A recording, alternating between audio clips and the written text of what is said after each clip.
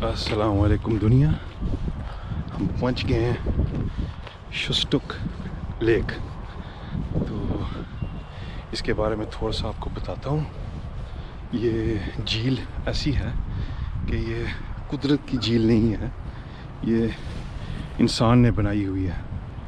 और ये झील वो झील है जिससे पानी इकट्ठा होता है और बाद में जब लोगों को पानी की ज़रूरत होती है घरों में, ये पानी वहाँ जाता है पाइप के ज़रिए, ये घरों में जाता है। तो इसका ये फ़ायदा है कि अगर पानी कम हो जाए बारिश की वजह से या कम बारिश की वजह से, तो यहाँ इस इलाके में 12 ऐसे झील हैं जिनकी वजह से इनको 3-4 माह का जो पानी की ज़रूरियात है वो पूरी ये कर लेते हैं। So this is the lake. अब चलते हैं, थोड़ा सा पैदल चलते हैं और आपको थोड़ा सा डिफरेंट व्यू दिखाते हैं। अब थोड़ा सा ना हम गोल चक्कर लगाएंगे लेक के इर्द गिर्द। तो आगे आप देख लें, नज़र तो दूर से बतख आती है लेकिन बतख नहीं, इसको हम कहते हैं गीस। और अब उर्दू में पता नहीं इसको क्या कहते हैं, कोई समझदार शख्स मुझे मैसेज और कमेंट्स में बता देना कि गीस को उर्दू में क्या कहते हैं। थोड़ी सी बतख से बड़ी होती है और जो स्वान होती है उससे थोड़ी सी छोटी होती है। इसके बारे में थोड़ा सा आपको बता देता हूँ।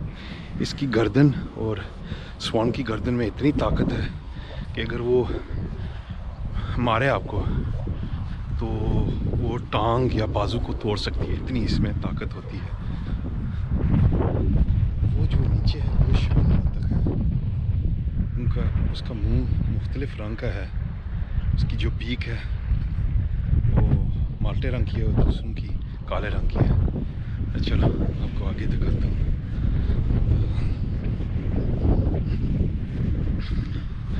ये इनका इलाका है, घास तो आपको नज़र आ रहा होगा लेकिन घास इतना साफ़ सुथरा नहीं है। ये अपना काम करते रहते हैं, खाने का काम, और फिर खाने के बाद जो एक काम होता है वो भी करते रहते हैं।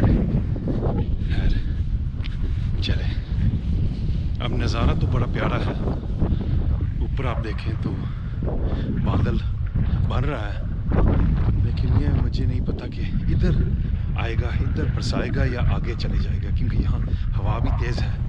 तो जब हवा तेज़ होती है ये बादल चलते हैं और इनकी रफ्तार जब बहुत तेज़ होती है तो अक्सर काले बादल जब नज़र आते हैं, ये ज़रूरी बात नहीं है कि आपके ऊपर ही ये बरसाएंगे बारिश, ये आगे चले जाते हैं। और फिर पीछे अगर देखें तो वहाँ बादल है ही नहीं, आसमान साफ़ सुथरा है। तो अगर वो इस तरफ आ रहा है तो हम बच जाएंगे, अगर वो ऊपर वाला हमारी तरफ आ रहा है तो हम नहीं बचेंगे। जब मैं कहता हूँ ना हम का मतलब मैं मैं गीला हो जाऊँगा, आप तो यकीनन घर में होंगे या फ़ोन के ऊपर, तो आप इंशाल्लाह ठीक रहेंगे। सो फिक्र मेरे लिए करें तो ये बेहतर है, लेकिन कोई फिक्र नहीं, क्योंकि हम बरतानिया में रहते हैं और यहाँ बारिश होती रहती है। अगर हम बारिश से डरेंगे तो हम इस मुल्क को ही छोड़ दें तो बेहतर रहेंगे। यार मैं मजाक करता रहता हूँ, मेरे मजाक शायद इतने अच्छे ना हो। हंसी अगर आती है तो मुझे ज़रूर बताना कि भाई आपके मजाक पर हम हंसे थे, थोड़ा सा मुझे भी मोटिवेशन, हौसला अफजाई हो जाएगी। नहीं हंसे तो ये भी बता देता कि मैं आइंदा के लिए कम मजाक करूँ। ये देखिए, ये है झील। अब आपको मुकम्मल झील नज़र आ रही है और इधर से हम वापस चले जाएंगे। आपको नीचे पानी की तरफ ले जाता हूँ। अब अगर मैं गिर गया ना तो ये एक मजाक नहीं था, तो कम हंसना, ठीक है ना। तो ये है झील।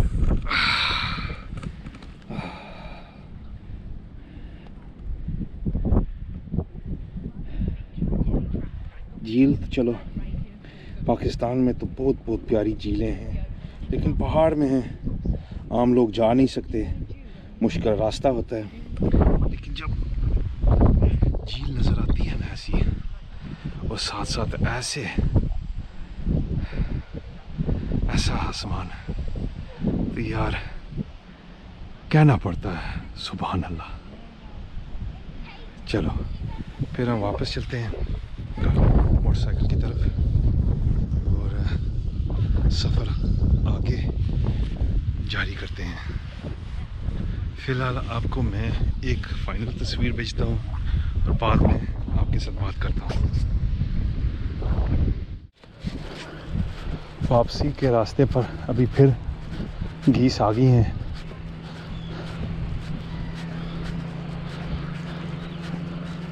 तो ज़रा आपको बताता जाऊँ, जब मैंने मोटरसाइकिल खड़ा किया तो वहाँ एक आदमी मिला था। वो उसकी दास्तान थोड़ी सी दिलचस्प थी। वो मोटरसाइकिल टेस्ट कर रहा था। वो करता है 2-3 साल से, प्रदेश के मोटरसाइकिल यहाँ आते हैं, वो टेस्ट करता है।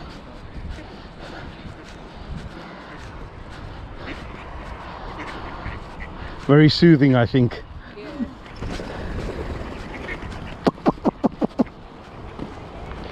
हाँ, वो मैं बता रहा था कि वो टेस्ट करता है मोटरसाइकिल। तो उसके पास एक रॉयल एनफील्ड था, जो इंडिया का मोटरसाइकिल है। वो okay. तो वो आया था, मुझे बता रहा था कि मैंने उसको कहा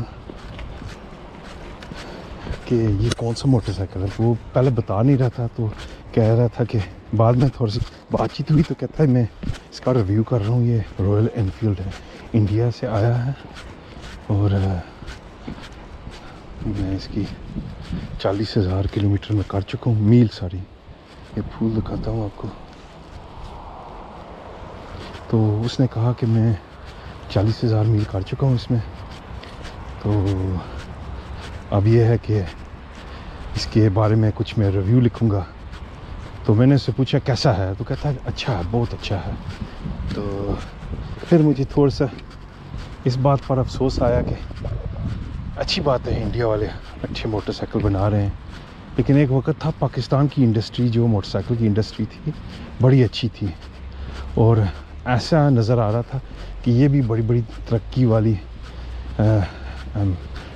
एक्शन लेंगे और बड़े बड़े मोटरसाइकिल ये बनाएंगे। लेकिन पता नहीं क्यों, सियासत की वजह से, लालच की वजह से, जो भी वजह है, उसकी वजह से वो नहीं तरक्की कर पाए। अच्छा, वो है सर, मैडम, बुज़ुर्गों, सब लोग, ये है GS 310। आपको दूर से दिखा रहा हूँ। अभी मैं देखता हूँ, शायद मेरी कैमरा की बैटरी भी ना ख़त्म हो गई हो। नहीं, अभी चल रही है। तो ये है इसका साइड व्यू, इसका स्पीडोमीटर। ये जो आगे विंडस्क्रीन लगी हुई है, ये मैंने एक्स्ट्रा लार्ज लगाई है क्योंकि मैं सफ़र करता हूँ लंबे, तो हवा यहाँ बहुत होती है। तो जितनी बड़ी विंडस्क्रीन हो, इतनी छाती की प्रोटेक्शन होती है। और आम लोगों को समझ नहीं है, यहाँ जब सर्दी हो, थोड़ी सी बारिश हो और बाद में छाती पर हवा आ जाए तो नज़ला, ज़ुकाम, फ्लू वगैरह ये जल्दी आ जाता है। तो इसकी प्रोटेक्शन के लिए कपड़े भी गर्म लगाने पड़ते हैं और थोड़ी सी ना अपनी हिफाजत मज़ीद करनी पड़ती है। ये है मोटरसाइकिल। इसका बैक दिखाता हूँ आपको।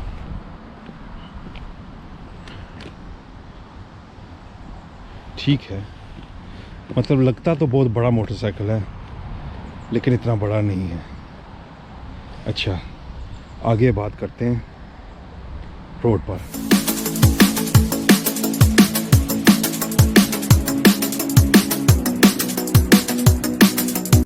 बिल्कुल आपकी आवाज़ मेरे कानों में पहुंच गई है। आप चाहते हैं मैं खामोश हो जाऊं तो मैं खामोश हो जाता हूं।